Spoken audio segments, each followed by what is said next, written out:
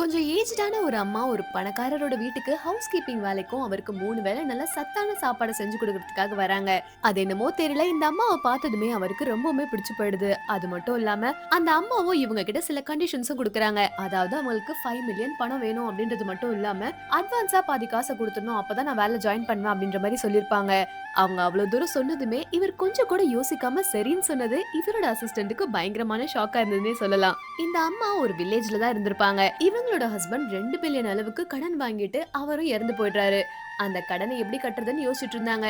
அதனால தன்னோட 2 பொண்ணுங்களையும் தொந்தரவு பண்ண கூடாதுன்னு சொல்லி ஃபர்ஸ்ட் டைம் இவங்க சிட்டிக்கு வேலைக்கு வராங்க. அங்க வந்து இந்த நல்ல மனுஷனை பார்த்து காசும் கேட்கவும், அதுக்கேத்த மாதிரி அந்த அசிஸ்டன்ட்டும் இவங்க கேட்ட மாதிரி அந்த $2 மில்லியன் கொடுக்கவும் சந்தோஷமா இவங்க பேங்க்ல போய் அங்க கடனும் கட்டி முடிச்சிடுறாங்க. அதுக்கேத்த மாதிரி வீட்டுக்கும் வந்து இந்த பணக்காரருக்கு நல்லா சத்தா சமைச்சு கொடுக்கலாம்னு சொல்லி சமைக்க ஆரம்பிக்கிறாங்க. அப்ப கூட அந்த அசிஸ்டன்ட் கிட்ட, எனக்கு நீங்க ஹோட்டல்ல வாங்குற மசாலாஸ்லாம் வேணாம், நானே டெய்லி ஃப்ரெஷ்ஷா போய் வாங்கிட்டு வரேன், ஏன்னா அதுதான் நல்லா இருக்கும் அப்படின்ற மாதிரி சொல்லி அவங்க நிறைய விதவிதமான சாப்பாடெல்லாம் செஞ்சு அசத்தி வைக்கிறாங்க. கொஞ்ச நேரத்துல இந்த பணக்காரரும் வராரு. வந்து அவர் தனியா உட்காரும் போது அங்க டேபிள்ல 2 பவுலா இருக்கு.